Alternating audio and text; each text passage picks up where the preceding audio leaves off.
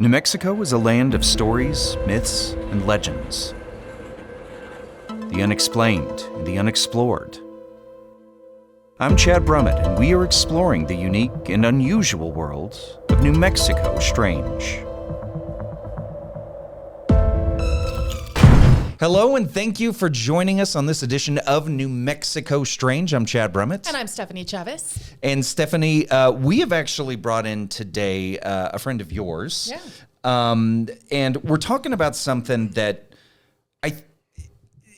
so since I have been here at KRQE, I have wanted to do something, unpack, tell the story of the Old Main Penitentiary in Santa Fe, the Santa Fe prison, which was, of course, the scene of one of the worst prison riots in American history back in 1980. And this is a difficult topic to cover. It really is. And partly, I will say, kudos to the state of New Mexico and the folks with the state that are very careful to preserve the integrity of the victims. They're not big fans of people coming in and sensationalizing the story of the prison riot, rightly so. However, on the other side of that, it gets really difficult to get in and really unpack the story. Yeah, it really does. And you know, you and I have been looking at this 150-page report, and that is just the first part of the full report. That's only part A of a much larger report. And so just to read through that and unpack it all in that manner, there's so much. There is. It's so detailed. There's so much to note. So we are going to do our best. But I think our main priority when we discussed having Victor on and doing this episode was to show that same kind of respect and preserve the integrity, as you mentioned, toward the victims and those involved in this horrific incident. Yeah, but it's the conversation today. We're kind of focusing on just the various things and the experiences. I have had experiences at the Santa Fe at Old Main. Victor Romero with the Santa Fe VIP, which we're going to unpack here in a second what that is. First of all, thank you for joining us. You have been part of some of the guided tours that happen at Old Main. No. You haven't. I have a history business in the morning, so I tell history stories. Gotcha. Okay. And I do another evening tour where we talk about the dark side of New Mexico, Santa Fe, and that includes Old Main. But okay. those tours are on the plaza. My tours are on the plaza. Your tours Correct. are on the plaza. Yes. Okay. But I have taken the Old Main tour. Right. So you have been a participant. You haven't led the tour, but you've been a participant. It started, and it was quite the experience. Quite the experience, which we're going to find out a little bit more. But before we get into that, tell me about the Santa Fe VIP. At first, I was like, that's just a really cool hat. Well, thank you. But there's a lot more to it. So started this when the market crashed 2008, the year right after that. I've always wanted to have a business, and social media is coming out of the college scene, and iPhones are just starting to make its way out into the world. And a friend of mine had one of the very first iPhones, and we were discussing a song, and I told her, you think it's this artist, but it's actually someone else. She didn't believe me, so I said, hop on your fancy phone and Google it. Well, when she pulled it up, I was shocked about how amazing the technology was, even when the first iPhone came out. And so another friend of mine had just moved back from Las Vegas, Nevada, opening the Hard Rock Hotel over there. And he was opening a bar. He needed some help and some guidance. And so one afternoon for lunch, we're sitting at one of our local famous eateries and watering holes, and just so happened to have a number of owners from other bars, and they were frustrated with the local paper at the time. They were getting all their information wrong. Like a dummy, I'm sitting here defending the paper when I thought, I don't even work for the paper. Why do I care? I was like, I encouraged them to start a website to promote nightlife and all things fun. So they looked at me and they're like, you do it. And I was like, well, give me some money. So for lunch, I made $2,000 and hired a friend of mine who started a website for me. And that's how the Santa Fe VIP got started. And so we promote nightlife and just all things fun that happen in the city of Santa Fe. That's got to be the most productive lunch in history. That's amazing. Lunch. All in one lunch? Yeah. Usually I'm just the one that picks up the tab, right? I do weird things like that. It's like my walking tour. I started in the middle of a pandemic. Yeah. but you find that I opportunity. remember the walking tour. Right? Yeah. That's fantastic. All right. So how did you, your tour that you did of Old Main, and again, not leading it, just as a participant, were you just curious about this? How did you end up taking the tour? Absolutely. It had just started to come out in the paper one day. They were doing it at the time. They were doing it twice a year, spring and fall. And so I had missed the spring. I think it's only about a week time span that they do it. So I signed up for the October one. And so when it came to it, it was an experience I definitely won't forget. Yeah. Yeah. And this is something that is still to this day. I mean, this happened February 2nd into the 3rd in 1980. And this is something in 2025 that still sparks such huge conversations. People are still so curious about it, what led up to it, what was going on inside the walls that we could not see. So what was it like, having that curiosity and then being able to walk through it? Yeah, absolutely. It was unforgettable. So you drive up to the prison. It's still, I think, considered an active prison. So they had a dog sniff the car for drugs or guns, paraphernalia of that sort. And then you get in and you park. And when you walk up to the main doors, that first big lobby area, what I remember distinctly was like in each corner, there was these huge, beautiful, I guess you call them curio cabinets or like a display case for like jewelry or pottery, that sort of thing. Well, when you finally walked up to them, I'm like, what is all that stuff? After a minute, you finally realize that's a lot of shanks. It Really? Huge display cases of all the shanks they found after they cleaned out the prison right Wow. after the riot. It's a china cabinet of shanks. Well, there's like three of them. Yeah, so there's two in a corner and then one that looks like a jewelry cart, kind of a countertop. Yeah. But they were full of just all the different shanks and stuff that they had Wow. found after they cleaned out the prison. Wow.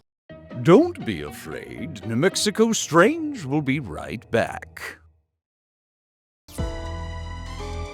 Now, just to sort of baseline for people that may not know, just like the real quick thing, this riot lasted about 36 hours. In total, 12 officers were taken hostage. 33 inmates died. More than 90 others were injured in this whole thing. That's okay.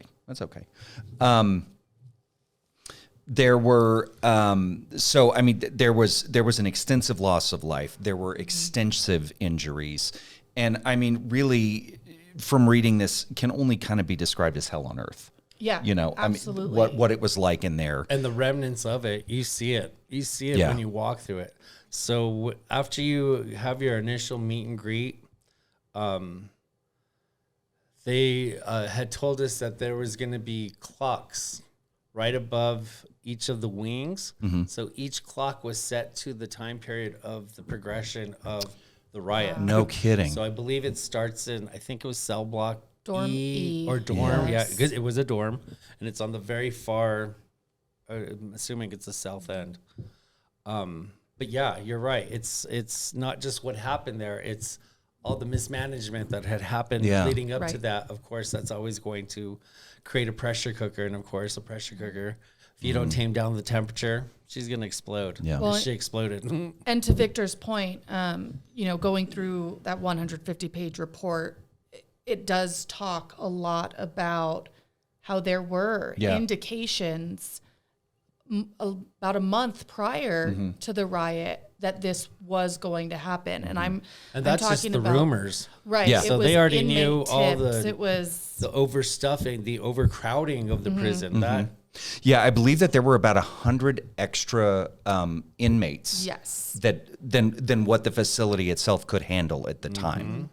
And it was also under construction, which exacerbated the situation because some of those inmates, they broke into the maximum security area that was under construction and they got a hold of the torches. So what happens, the cutting torches, according right? to the story, is that yes, all that they were fixing. I believe it's cell block 4 is where the most notorious were.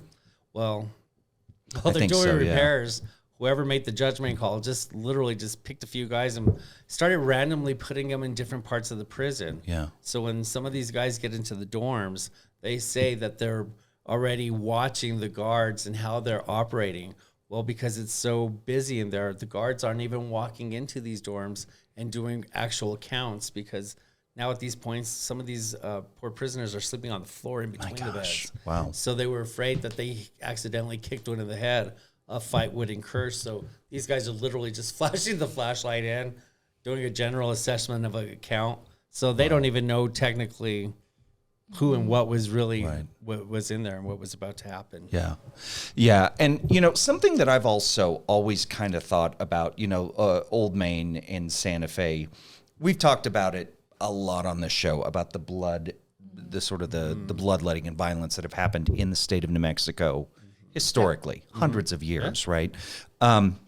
Not only does this prison riot happen, but you go back a few hundred years to the Pueblo Revolt of 1680, where a number of indigenous people, Puebloans, they went to Santa Fe, to the state's capital, or not the state, but the territory's capital, to try and fight back against, you know, the conquistadors, The oppression of the Spanish. and the oppression of the Spanish conquistadors that came in. So there is a lot that has happened on this ground, which some people that, you know, do subscribe to belief in paranormal activity, you know, haunts that, I can't remember the haunts that sort of repeat. Well, even in between those two incidences, you have the Wild Wild West. Right, Everybody's exactly. running around with guns. I mean, everybody's basically a vigilante out here, right? Right. Yeah, and so much of that here is comes not the even product of documented. Billy the Kid. Right, exactly. So one could potentially argue that entire area, That It's- the dark it's- energy could- is kind of just dark festering energy. there and, Yeah. and staying Yeah. there. And you, when I initially reached out to you about this, asking you if you'd ever been on one of these tours, you said it is dark. You go in there and you can, it's heavy, it's dark. The energy is very heavy. And then, okay, again, when I went, there was no electricity. So the electricity was literally like miner's lights. One light hanging with a big cord. So there was no Holy heat. moly. So you're literally walking around already cold, and then just the feeling of death around you is already making it that much more intense. So it does. You're definitely changed by the time you're done with that tour. Were there any things that stuck out to you when you experienced this tour and you walked through it? That everything. What were everything? Everything. What were some of the? What were some, I don't want to say highlights because that's not the wrong word. But what were some of the strongest impressions Those you shanks received? as soon as you walk in. Sure. Well, even just getting greeted with a guard, sniffing out your car, I was like, what is going on? And they had to remind you, this is still an active prison or considered a prison. So all that kind of protocol happened. And then a number of things stuck out. The first one was when you walk through the two chapels that shared a wall. I don't remember if it was Lutheran or... I just remember it was not Catholic. Okay. But that chapel burns all the way to the wall. The carpet rolls up to the wall of the sharing wall of the Catholic Church. Well, in a typical Catholic church, there's a huge crucifix, which is now on display at St. Francis Cathedral, downtown Santa Fe. And when you walk through that one, where the Stations of the Cross are, Jesus' journey to his death, after they had cleaned out or started to reset up the prison after the riot, I believe at the time they had told me they had already put like 8 coats of paint, and you can still, even after the paint dries, you can still make out the images of where the Stations of the Cross were in the Catholic Church. And then if you go see the crucifix that was in there, like I said, it's at the cathedral. You can see all the burn marks to the wood, but Jesus is completely unscathed of burn marks, smoke marks, anything like that. Although I believe his fingers are now broken on one hand, but my understanding is that broke when they were taking it to the cathedral. So it survived. So it survived Holy the moly. riot. but Okay. During transfer or installation. And that alone, I mean, you said you creepy. walked in, you see the shanks, and that really sets the tone. And then you see these chapels, and you hear this miraculous story about how the Stations of the Cross keep appearing on the walls, even all these years later, even through all this paint. The cross survived the fire. that really, It's already again, crazy in miraculous, itself. but really it kind of sets this The beauty of the good ugliness that versus happened there. evil storyline, right? Absolutely. That survived while all of this brutality Craziness. was going on in the background. It just, And that's just the Wow. beginning. Yeah. Yeah. And that's just Then the the beginning. intense part, what really sticks in your head is when they walk you through cell block 3. This is where your snitches and your pedophiles, those that need to be most protected, were hung out. Well, after they take over the prison, they realized cell block 4, where the most notorious guys were, all that equipment to fix all that stuff was there, so they get access to that. Of course, they have all the keys. And so when you go to cell block 3, I think it's 3 or 4 of the first cell blocks that they use all the butane and cut through all the wires and get to their targets. The last, I don't remember how many, maybe about 5 or 6 more, but like the next 4, they're so burnt out because since they ran out of butane or the gas, whatever, to use for it, they started throwing Molotov cocktails, setting those prisoners on fire Oh my in their gosh. own cage. So you can still see the cutout marks from the iron bars Yeah. and the burn marks. And then at one end, at this point, I don't remember. I remember at the end of cell block 3, in the concrete, they decapitated a young African-American kid. Unfortunately, he was 18 years old, but he was in prison for stealing, but he had the mental capacity of a 7-year-old. So gosh. he was constantly smiling at everybody, at all the guys, and they misread all that kindness. don't do that. And so when they decapitated him, they did it with a rounded shovel. And when they were hitting his, taking Sure. off his head, Sure. they were hitting it so hard, you can see about 1/4-inch grooves in the concrete, concrete. to this day. And there's Wow. literally about a section this big, bigger than like what, a 12 by 18 by 14, like a Wow. big painting. So you could just tell where that person's headed. And then another section, they had to set someone on fire. The remains were so intense and the heat was so intense. Again, they wire brushed it, put different chemicals to try to bleach all that stuff out. You can still make out the fetal The position outline. where he finally curls up and just dies burning to Wow. himself. Yeah. And then they take you down to the gas chamber, and at that point, you're just kind of like, okay, I'm ready to go So home now. much going on. You're Yeah. emotionally And plus, it's exhausted. cold in there, so that adds to that added Yeah. scariness of fall. And I do it in October, so it made for quite an experience. Don't go anywhere. New Mexico Strange. We'll be right back.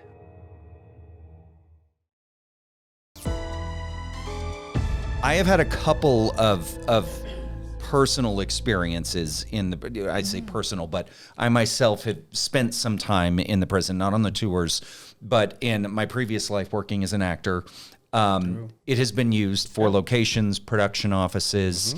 I'd say, I want to say there Longest were at Yard, least right? 3 shows. The Longest Yard shot there, Felon shot there. There were parts of, a number of different, smaller budgets made for TV movies that have used it.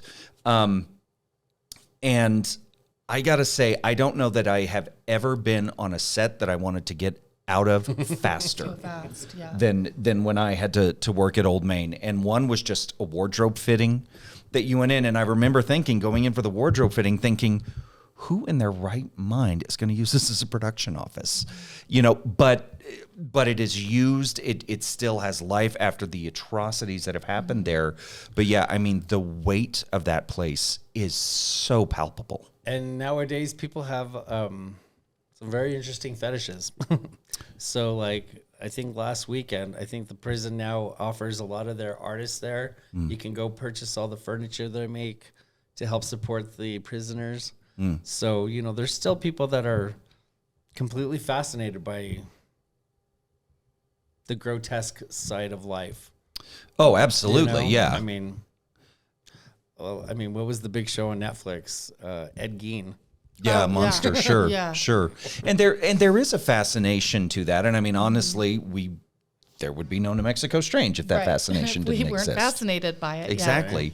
But I think, as a storyteller, Why do you think these stories captivate us? Why do you think, that it's like, well, of course they're going to call in. We're always fascinated by the unknown. I mean, that's kind of the lure of any religion, the unknown. And also just to know history. When history is so intensely occupied at that time and moment, it is going to stir up emotions, and prisons and being incarcerated, and like you guys said, it's also all that pre-build-up that happened to it that you start to understand we need to make some changes. And if I do remember correctly, I believe it is after the New Mexico prison riot where protocol for prisons change. So no more dorms. This is now why every jailhouse now has that double door. So it's you, the guard, the inmate, the guard, before they can go into separate things. So, Yeah, and there were a number of things that they found. Good things came out of it, but there was reform that happened. There were things that we learned from it. Let's use the term right? reform. Yeah, and that is important, obviously, because this is something that you never want to see happen again in any any sort of penitentiary, prison. That gets and sadly, it's kind of happening again as we go. And again, we mentioned that there were rumors, there were concerns the month leading up to the riot. There were a lot of shakedowns occurring because there were these rumors circulating about the potential for a riot. And they never found anything prior. They never found any contraband during these shakedowns. Right. So I'm sure after this happens, you have to be a little bit more cautious. You're going through these shakedowns with a fine-tooth comb because now we've seen what could happen when we just maybe get a little careless. Right. And don't forget also what else fueled it. All that hooch. They had, what did they say, 12 waste baskets full of hooch. So homegrown alcohol is not going to help any situation. Sure, absolutely. Alcohol usually adds fuel to any fire. Sure. As do drugs, and they did break into the pharmacy. So, I mean, that's never going to make an already tense situation any better. And it really, I mean, it was in the way that, in this report that we refer to, this was written by then Attorney General Jeff Bingaman. In it, he kind of specifies that it wore itself out is kind of how he does it in a version of the abstract of this, right? So much you can do. They ran out of the fuel. And so by the time, authorities were able to come in and take control of the prison, take back control of the prison, a lot of it was that it's just they were exhausted. They had exhausted resources. It just, well, a there wasn't much of documentary a fight. I saw, even those that didn't want to participate, they kept just grabbed a blanket and just went outside and literally went to the furthest gate that they could get to and just huddled down. They didn't want to be part of what was happening. Right. Yeah. They had. 'Cause you have to imagine the craziness and the sounds. Which I can't even imagine that. Because there's a state, one of those documentaries from the BBC I recommended to you guys. One of the state cops says he literally saw a guy in the window. They saw him put the blowtorch to his head and just literally watch his head explode. Wow. It's like I said, it's hell on earth. Yeah. Hell on earth is all I can imagine. Unfortunately, we got to wrap up on this, but before we do, we're going to cover this in another episode because you have some tours that you do lead in Santa Fe. If we want to find out more about those, we want to find out about the Santa Fe VIP. That's where we go. All of that's on there. The SantaFeVIP.com tours are on there. And it is a calendar of events. So if you're looking for something fun to do in Santa Fe and the surrounding area, by all means, it's a great resource. It's updated constantly. So I know I'm doing it. Keeping me from my calendar right now. I'm just kidding. Right. It's like, guys, I got to get back to it. We got to wrap. Well, Victor, thank you for coming down, spending time to share this. I really appreciate it. Yeah, absolutely. Yeah. And, who knows, like we were saying, we're not 100% sure if, what the tours are doing, what the state of New Mexico, who still controls the Santa Fe Prison Old Main Penitentiary, obviously has been used for film locations, tours, and things like that.